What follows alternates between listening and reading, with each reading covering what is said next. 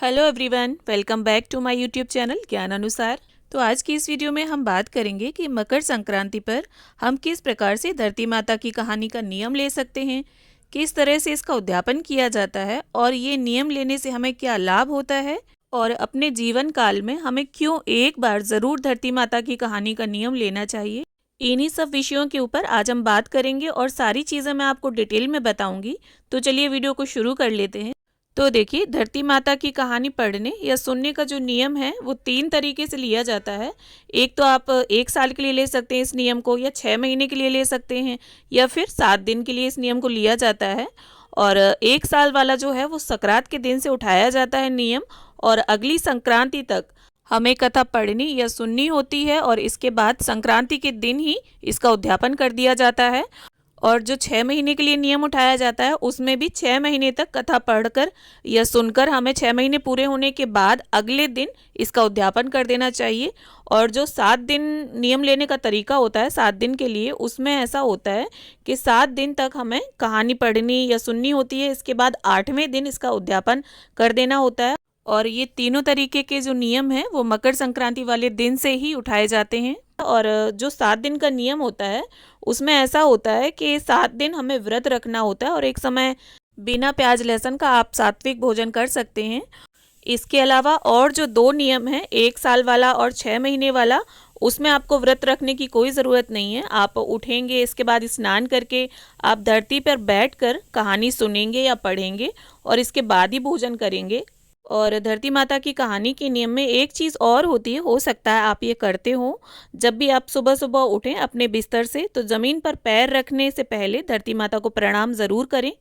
तो अब मैं आपको सकरात वाले दिन जो नियम उठाने की विधि है वो बता देती हूँ। तो सबसे पहले हमें इस तरह से देखिए, गणपति जी की स्थापना कर लेनी है फूलों का आसन देते हुए, और एक शुद्ध देसी घी का दीपक हम प्रज्वलित कर लेंगे।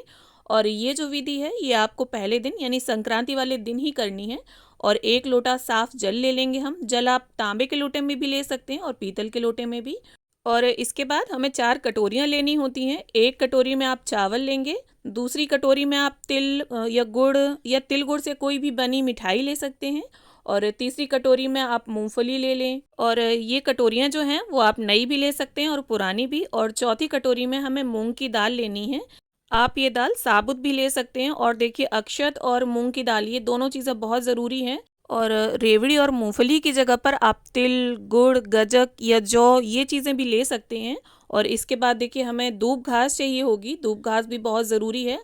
आप इसको इकट्ठा किसी भी पार्क से लेकर आ जाएं, और ये आपको ज़रूर चाहिए होगी, चाहे आप 7 दिन कथा पढ़ें या 6 महीने या साल भर, डेली हमें दूब घास ज़रूर चाहिए होगी।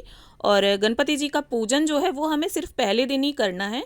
इसके बाद आप सिंपली दूब घास हाथ में लेकर सुबह सुबह कहानी पढ़ लेंगे या सुन लेंगे। इसके बाद देखिए, गणपति जी का हमने चंदन, रोली, अक्षत, वस्त्र, पुष्प ये समर्पित करते हुए पूजन कर लिया है। और जो लोटा आप लेंगे उसे भी हमने टीक लिया है।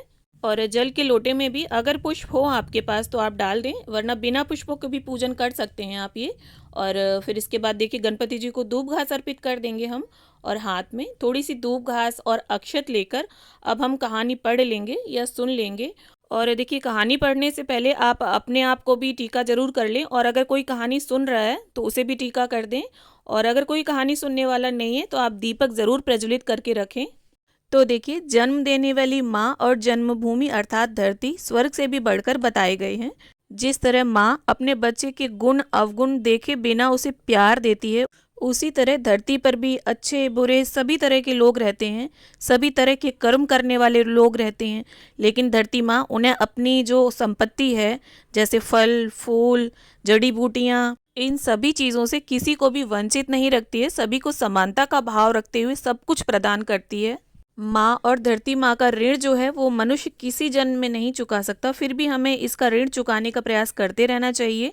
तो देखिए, पहले दिन आप इस प्रकार से कथा संपन्न कर लेंगे, और थोड़ी सी दक्षिणा भी आप इन 4 कटोरियों के ऊपर रख दें, और पल्ले में थोड़ा सा जल लेकर हम सामान को मिनस लेंगे। आप चाहें तो अगर नई कटोरियाँ लेकर आए हैं दान के लिए तब तो बहुत अच्छी बात है, और अगर आप कटोरियाँ नहीं देना चाहते हैं तो ये सामान आप 4 पैकेटों में करके अपनी सासू माँ, जिठानी, ननंद या मंदिर में पंडिताइन को देकर आ सकते हैं।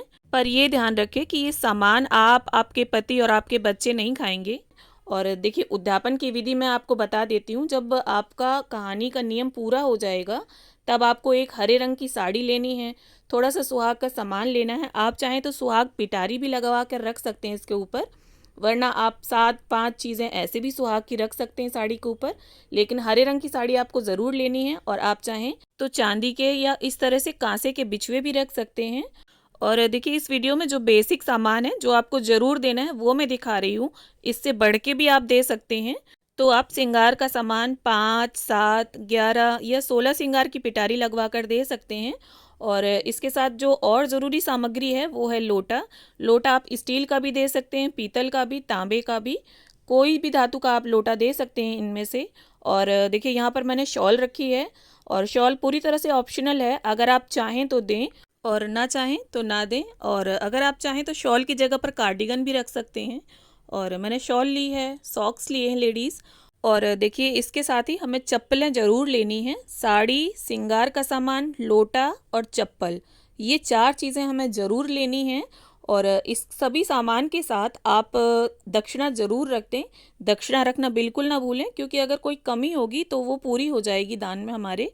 और इस तरह से देखिए पल्ले पर पानी लेकर चारों ओर फिराकर हम सामग्री को मिनस लेंगे। और पहले दिन हमें 4 कटोरियों में सामान रखकर या लिफाफों में 4 जगह सामान रखकर दान करना है दक्षिणा के साथ। और उद्यापन वाले दिन भी हमें 4 कटोरियों में सामान, और जो सामान मैंने दिखाया है सभी सामान आपको दान करना है। और दान जैसे कि मैंने बताया, आप अपनी सास, ननंद, जेठानी या मंदिर में पंडिताइन को दे सकते हैं। और देखिए हमें अपने जीवन काल में एक बार धरती माता की कहानी का नियम ज़रूर लेना चाहिए, क्योंकि ऐसा माना जाता है कि हम चाहे जितना भी दान पुण्य कर लें, अगर धरती माता के निमित्त हमने कुछ नहीं किया है तो मृत्यु के बाद परलोक में जो अंदर जाने का रास्ता है वो द्वार ही नहीं खुलता, और हमारे द्वारा किए गए दान पुण्य का कोई फ़ायदा नहीं होता, हम उनका सुख भोग ही नहीं पाते। तो इसीलिए आप धरती माता के निमित्त ज़रूर कुछ ना कुछ करें और इस तरह का नियम ज़रूर लें अपने जीवन में। तो आशा करती हूँ वीडियो आप सभी को अच्छा लगे। वीडियो अच्छा लगे तो लाइक, शेयर और चैनल सब्सक्राइब करें।